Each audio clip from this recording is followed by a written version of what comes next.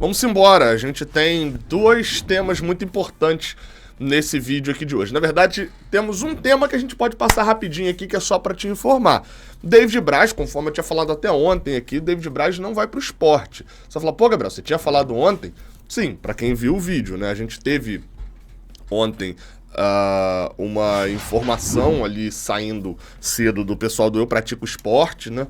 Lá de Pernambuco, falando sobre uma negociação entre o David Braz e o clube pernambucano.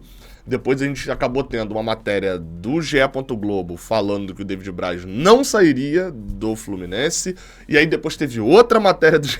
Globo falando que o David Braz estava de saída, tinha negociado e tal. E no vídeo lá eu chego a falar, olha, a minha informação era até as 2 da tarde. Existiu uma mensagem da direção do esporte avisando a direção do Fluminense de que a negociação estava encerrada, de que eles tinham desistido do negócio. E desistido a partir de uma decisão do próprio David Braz. Mas já tinha dado a notícia de que iria, né, pro esporte. E aí hoje o portal Trivela falou que o David Braz recusou as propostas e deve seguir no Fluminense até o fim do contrato. Enfim, então a notícia do Trivela é de que o David Braz fica mesmo, confirmando essa situação que eu tinha comentado ontem. Sobre o David Braz e o motivo ali da não saída, né?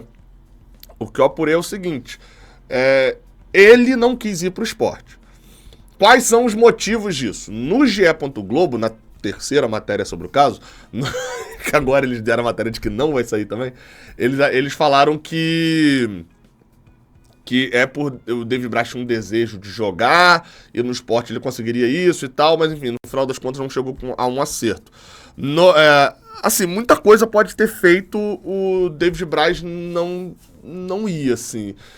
Esse recente acontecimento lá da torcida jovem do esporte, né, da jovem do esporte lá, das pedras no ônibus do Fortaleza, etc. O Braz é um cara bem mais tranquilo nesse ponto, pode ter afetado negativamente a negociação, questões salariais, mas eu acho muito difícil que se confirme, assim, né, de que vai ter mesmo negócio e depois se dê para trás por conta de questão salarial. Salarial é coisa mais simples e o esporte está torrando uma grana da liga. A grana que eles receberam da liga, eles estão torrando lá em salários também.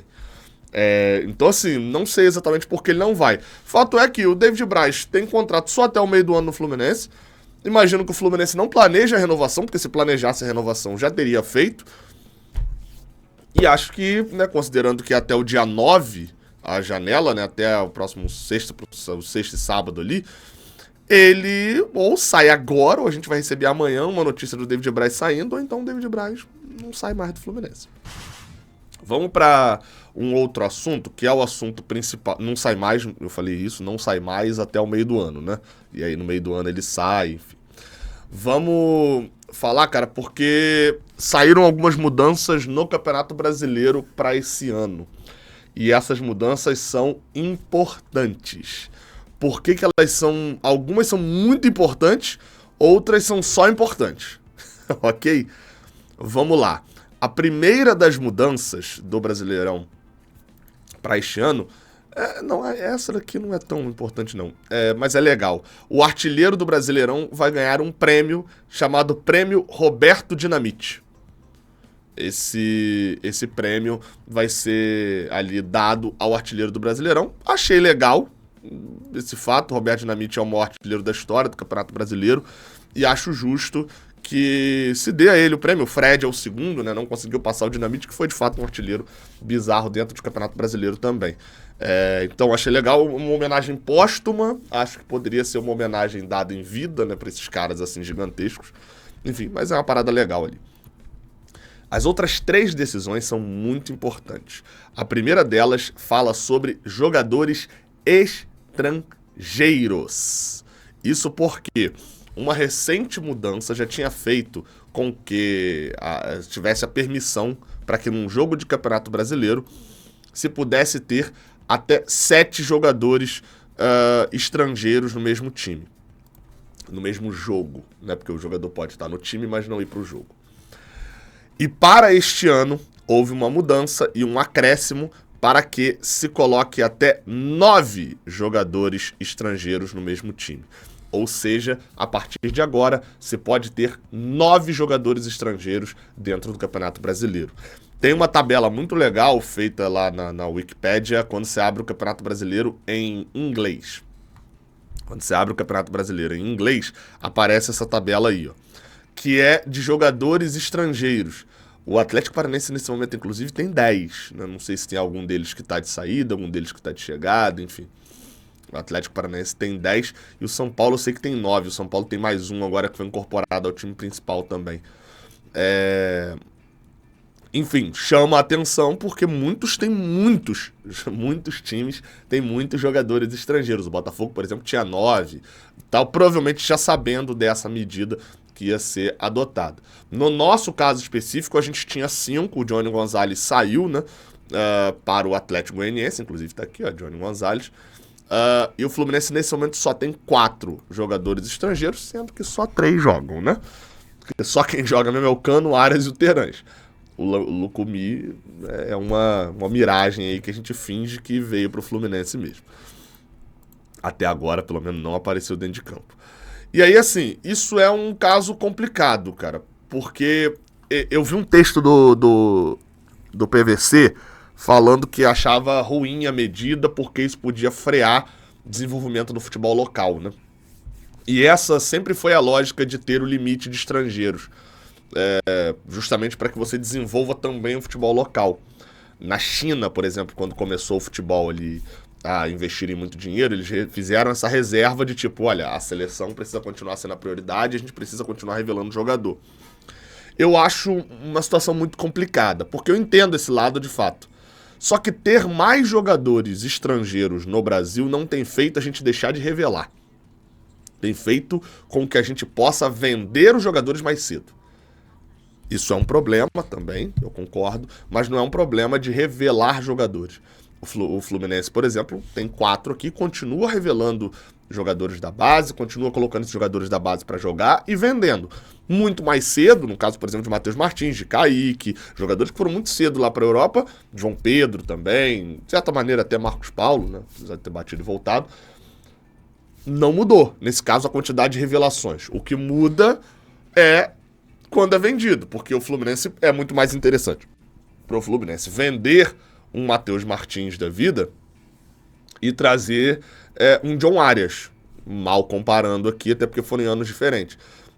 E aí, por John Arias, John Arias, é mais interessante para o Fluminense vender o Matheus Martins por milhões de euros e trazer um Fernando Pacheco por 700 mil dólares, um Michel Araújo por 800 mil dólares, mais ou menos ali o valor dos dois. É mais interessante isso. Então, não acho que essa reserva de mercado ali seja necessária dentro dessa questão, não. O que eu acho que vai ter que se ter um cuidado? O Vitor Canedo, até tricolor, né, que já participou algumas vezes com a gente lá do Jornada KTO 1902, ele até fala, cara, todas essas vagas tinham que estar preenchidas, porque o mercado sul-americano tem muito jogador bom num preço baixo. Eu concordo com a análise de muito jogador bom em um preço baixo, mas se ignora o fato do tempo de preparação desses jogadores aqui. E eu vou dar um exemplo muito claro de alguém que eu bati nessa tecla um tempão. Léo Fernandes. Léo Fernandes. É um jogador que, cara, tá voando. Eu nunca falei que o Léo Fernandes era horroroso. Nunca falei que ele era ruim. Mas eu sempre falei que ele não daria certo no Fluminense tão rápido. Era um empréstimo de 1 ano. De um jogador, cara, é bizarro. Ele deve estar no top 3 jogadores que eu vi batendo na bola, pô, com Marcelinho Carioca e Marcos Assunção, sei lá, são os 2 que vêm aqui na minha cabeça, nessa batida diferenciada na bola. O Léo Fernandes é muito bom nessa batida na bola, mas, cara, adaptação é mais complicada, no caso dele tinha um fator Fernando Diniz também, ele era muito diferente do que o Fernando Diniz pensa também de futebol e tal, então vai ter esse problema, não adianta você contratar um batalhão de estrangeiros e achar que isso vai funcionar por conta dessa adaptação. Por exemplo, se você observar, Grêmio e Internacional são 2 times que têm uma cacetada de jogadores. Estão no limite aqui. O Inter tem 9 e o Grêmio tem 8. Por que essa facilidade? Grana, né, que é o que diferencia eles do Juventude, por exemplo, né, os 2 times têm grana, e cultura. Buenos Aires está colado ali em Porto Alegre, né? Colado, entre aspas, mas a cultura se parece um pouco. Não à toa esse monte de argentinos que tem aqui. E uruguaios também, né? Que tá ali do lado, o Uruguai. Então, assim, eles têm uma facilidade maior. Aí você fala, pô, Gabriel, tá, mas o Fortaleza também tem um monte. Pois é, o Fortaleza já tem uma distância muito grande, uma adaptação maior à cidade, mas tem o Vojvoda lá, ó, há um tempão, que ajuda nessa adaptação. Então, assim, são uma série de coisas que você tem que ponderar, não só encher teu time de estrangeiro. Mas acho que essa mudança é positiva, porque o Brasil tem condições de abraçar o mercado sul-americano de uma maneira inacreditável, porque financeiramente o Brasil tem muito mais dinheiro, o futebol brasileiro tem muito mais dinheiro do que toda a América do Sul, exceto Boca e River. A verdade é essa. Então isso chama a atenção, acho uma mudança boa pensando em futebol brasileiro. Acho que a gente tem tudo para poder melhorar o nível do nosso futebol abraçando o futebol sul-americano e vender garoto lá para fora a gente já vai fazer, né? Enfim, outra mudança que também acontece pro Brasileirão desse ano é a questão da grama sintética. Um dia antes de um jogo em grama sintética, o time visitante poderá treinar naquela grama sintética. Ou seja, Fluminense e Palmeiras, domingo agora. O Fluminense pode ir no sábado para São Paulo, ou na sexta para São Paulo, e fazer um treino no sábado lá no Allianz Parque. Fluminense e Atlético Paranaense. O Fluminense pode ir para lá na terça, fazer um treino no campo do Atlético Paranaense na Arena da Baixada, para na quarta jogar. Isso em jogos do Campeonato Brasileiro. Fluminense e Botafogo. O Fluminense pode ir para o Engenhão, um dia anterior, treinar na grama sintética do Engenhão. Alguns jogadores e treinadores falam que, acho que até recentemente, o auxiliar do Vasco, né, o Emiliano Dias, que é filho do Ramon Dias, que é o treinador, chegou a falar que no jogo do Vasco contra o Botafogo eles tiveram uma dificuldade muito grande nos primeiros 20 minutos, justamente para acostumar e se ambientar ao gramado sintético. Depois ficaram 4-2, jogaram bem melhor depois. E de que se tivesse tido esse tempo de treinamento antes, eles teriam tido essa vantagem, né? Não teriam tido essa desvantagem desde o início. É uma coisa que chama atenção. Eu confesso que não... Assim, a gente tem experiência de jogar em grama sintética de bairro, pô, igual a pelada que eu vou jogar hoje. Não é a mesma coisa de jogar num nível profissional, numa grama natural e numa grama sintética, mesmo até porque são diferentes ali do Botafogo, do Atlético, do Palmeiras. Mas é uma forma de diminuir o impacto inicial. Acho uma medida boa, mas não acho suficiente. Enquanto não me trouxerem um estudo garantindo que se machuca muito mais na grama sintética ou não se machuca muito mais na grama sintética, eu vou ficar sempre com essa dúvida na cabeça. Os estudos até agora são muito inconclusivos, com poucos exemplos, enfim. Chama mais atenção você ter argumento dos dois lados. Mas em relação a diminuir o impacto, acho bom diminuir o impacto. Eu não sei se o Fluminense vai fazer, tá? Não sei se o Fluminense faz, não. O Fluminense não costuma viajar pra treinar no dia anterior no lugar, não. Normalmente o Fluminense viaja no dia, treina, viaja no dia anterior, janta, dorme e joga no dia seguinte. Teria que antecipar ainda mais a viagem no caso do Fluminense. E a última medida, eu acho essa ótima. Espetacular, sensacional, tá? Acho a melhor de todas. E atrasada, inclusive. Todas as decisões do VAR, todas as vezes que o árbitro for ao VAR tomar uma decisão, for à cabine ali, ele terá que explicar através do sistema de som do estádio. Inclusive, quando o VAR chamá-lo lá para questões de impedimento, lances factuais que o próprio VAR define. Todas serão divulgadas em áudio através do sistema de som do estádio, e aí eu imagino que se tenha um dispositivo para isso ir para a transmissão também.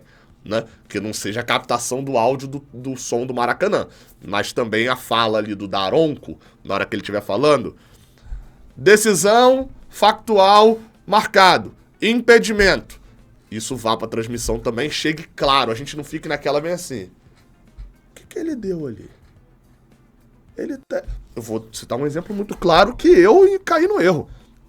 Fluminense e LDU, tudo bem que era Recopa, não tinha, mas agora a Recopa passou a ter também, espero que a Libertadores também tenha, mas isso é só no Brasileirão. Mas assim, a gente ficou, ele deu o quê? Ele deu impedimento de quem? Ele deu impedimento, e aí depois vem a imagem dizendo, olha lá, o cara tá impedido mesmo. Outro exemplo, o Fla-Flu agora, que foi anulado o gol do Martinelli, né? a cabeçada do Thiago Santos. O Thiago Santos está muito impedido. Às vezes se demora muito para saber o que aconteceu, o que o árbitro deu. E por várias vezes, na verdade, você fica pensando: ah, não, ele deu a falta embaixo. Aí fala: não, é o impedimento que tinha ali. Isso vai resolver e vai ajudar, porque tudo que expõe os árbitros melhora.